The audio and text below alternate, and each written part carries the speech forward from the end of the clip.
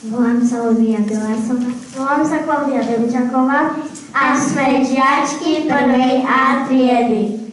Chceme vám porozprávať o našej triede, ktorá patrí medzi extra triedy najvyšším húbkom na škole.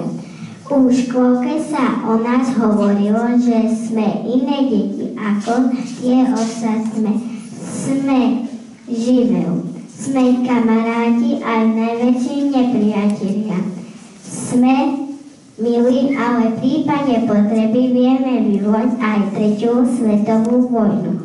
Sme už raz takí. Na začiatku školského roku si naša triedna myslela, že práca s nami bude malina.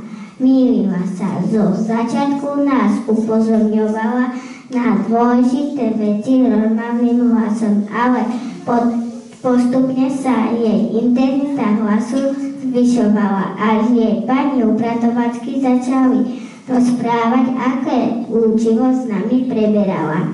Aj piataci, ktorí majú triedu presne nad nami, vedia povedať, ktoré mená boli spomínané na hodine a čo sme sa učili. Jedného dňa naša pani učiteľka neprišla na vyučovanie, stratila hlas.